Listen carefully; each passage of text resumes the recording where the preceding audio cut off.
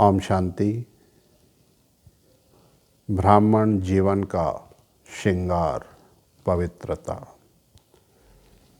आज बाबा ने पूरी मुरली पवित्रता पर चलाई, प्योरिटी पर चलाई। साथ में बाबा ने ये भी बताया कि भक्ति मार्ग में किसकी विधि पूर्वक पूजा होती है। विधि पूर्वक पूजा हमने देखा है भक्ति मार्ग में। कुछ मंदिरों में हर रोज़ मूर्तियों को नहलाया जाता है, उनके वस्त्र बदले जाते हैं, उनका श्रृंगार किया जाता है और फिर सुबह शाम आरती होती है, भक्तों की भीड़ लगती है। और कुछ मंदिरों में कभी कभार ही ऐसा होता है, कभी कभार ही आरती होती है, कभी कभार ही लोग वहाँ जाते हैं, मंदिरों की सफाई होती है। तो बाबा ने इसका राज बताया कि जो यहाँ विधि पूर्वक पवित्र बनते हैं उनकी द्वापर से विधि पूर्वक पूजा भी होती है। अब जिनकी विधि पूर्वक द्वापर से पूजा होगी तो जाहिर है कि सतयुग और त्रेता में भी उनकी पोस्ट बहुत बहुत ऊंची होगी। तो आज बाबा ने हमें चारों युगों में अपनी पोस्ट ऊंची करने का रास्ता बताया और वो रास्ता सिर्फ और सिर्फ पवित्रता। पवित्रता कौन सी? आदि और अनादि स्वरूप वाली विधि पूर्वक। बाबा ने कहा जिनकी पवित्रता की धारणाएं विधि पूर्वक होंगी उनकी दिनचर्या भी विधि पूर्वक होगी। सुबह से लेकर रात तक कई मंदिरों में हम देखते हैं सुबह से लेकर रात तक टाइमिंग सेट होती है। ये दर्शन करने का टाइम, ये पूजा करने का टाइम, ये आरती का टाइम, ये स्नान करने का टाइम, ये विश्राम का टाइम। तो हम तो चैतन्य देवता बन रहे हैं, तो हमारी दिनचर्या कैसी होनी चाहिए, हमारी प्योरिटी कैसी होनी चाहिए, आज इस पर थोड़ी चर्चा करेंगे। बाबा ने तो बताया ही है। बाबा ने कहा कि अगर स्वप्न में भी पवित्रता खंडित होती है तो उसे अखंड पवित्रता नहीं कहेंगे और खंडित मूर्तियों की पूजा नहीं होती। तो ये कितनी बड़ी और कितनी मुहिम बात बाबा ने बताई कि स्वप्न में भी हमारी पवित्रता खंडित ना हो। तो आइए इस पर थोड़ी चर्चा करते हैं।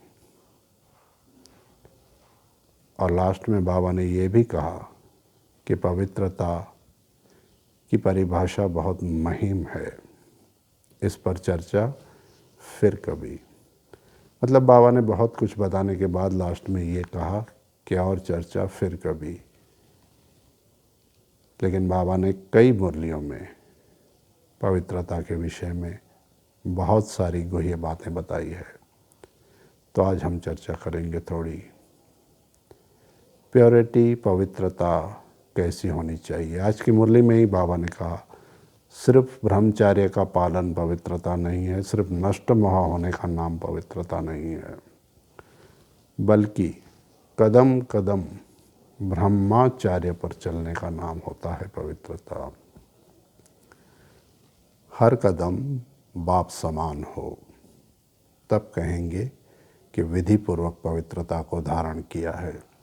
मनसा वाचा कर्मणा नाम तो हमने सुने हैं, लेकिन कैसे?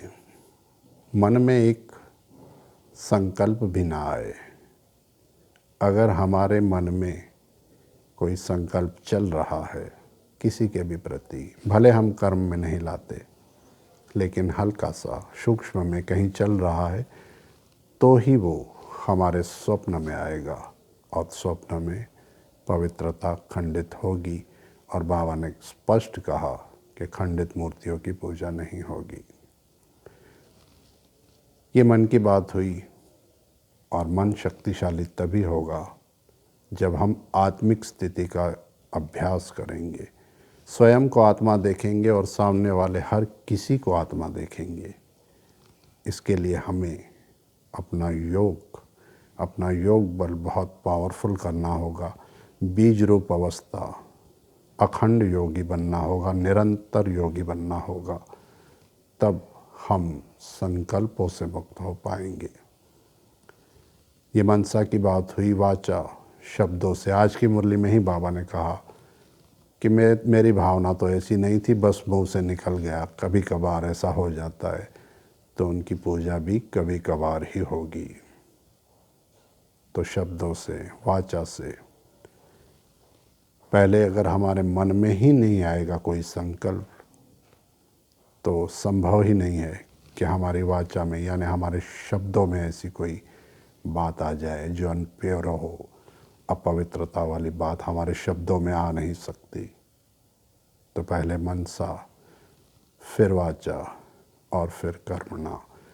कर्मणा में भी बाबा ने कहा बीके, नॉन बीके, लौकिक अलौकिक दोनों ही परिवारों के, दोनों ही तरह के आत्माओं के संपर्क में आते हुए तुम्हें पवित्र रहना है।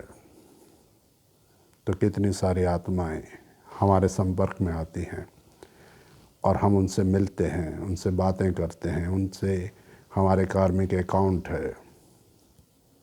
तो उन सब के बीच में रह के हमें विधि पूर्वक पवित्रता को धारण करना है।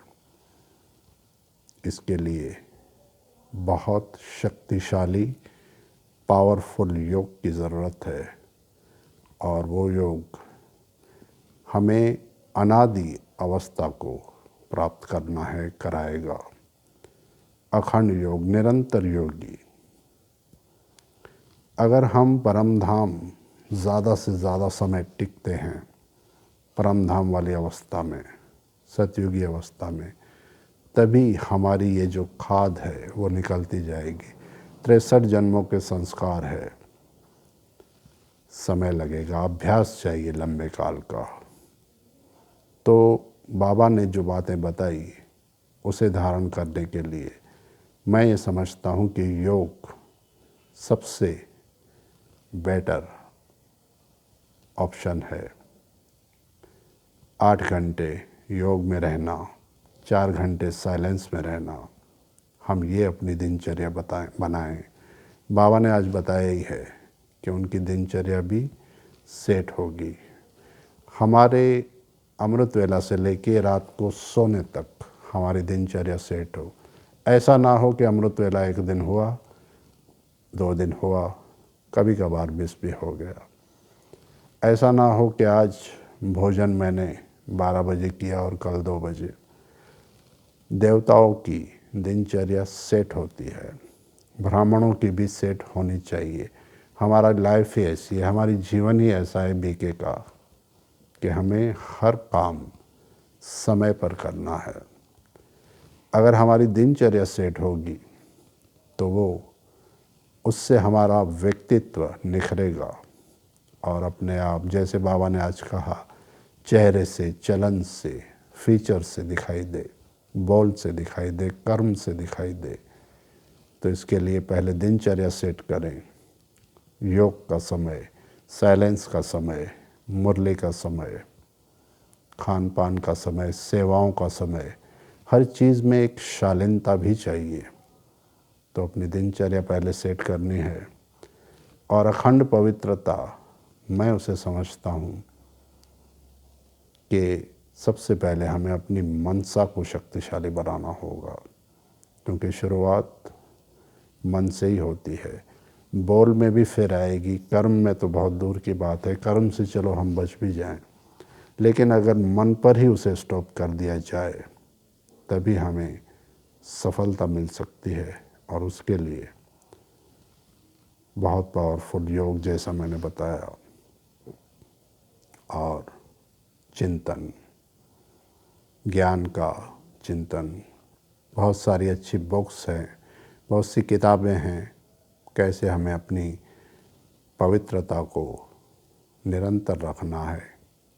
बाबा ने स्वप्न की जो बात की, तो विशेष रूप से मैं यहाँ एक बात बताना चाहता हूँ कि हमारे स्वप्न का हमारे संकल्पों से डायरेक्ट कनेक्शन होता है, संबंध होता है। ज़रूरी नहीं है कि मैं जो आज संकल्प करूँगा वो आज ही मेरे स्वप्न में दिखाई दे या आ जाए। इस पर मेरी एक क्लास भी है, अपने सपनों से जाने अपना व्यक्तित्व।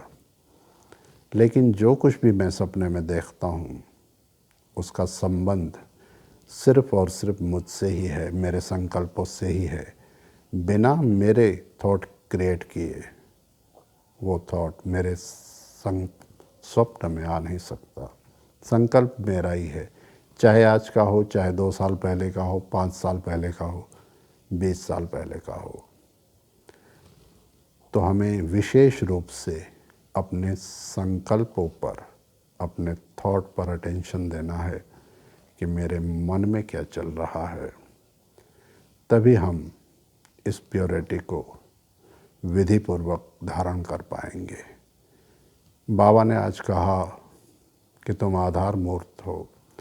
जब तुम सीढ़ियाँ उतरते हो तो पूरा विश्व भी सीढ़ियाँ उतरता है, यानी कि पतित बनता है। द्वापर से जब हम सीढ़ियाँ उतरते हैं तो दुनिया भी पतित बनती जाती है, और जब तुम सीढ़ियाँ चढ़ते हो, तुम पवित्र बनते हो, तो पूरा विश्व भी पवित्र होकर सतयुग में ट्रांसफ़र हो जाता है। तो सतयुग को कलयुग हमने बनाया है, तो ये हमारी रेस्पॉन्सिबिलिटी भी है कि इस कलयुग को सतयुग भी हमें ही बनाना है, क्योंकि हम ही आधार मूर्त हैं, हम ही उद्धार मूर्त हैं। आज बाबा ने विशेष रूप से ये कार्य हमें दिया है। बाकी प्योरिटी पर चर्चा फिर कभी। ओम शांति।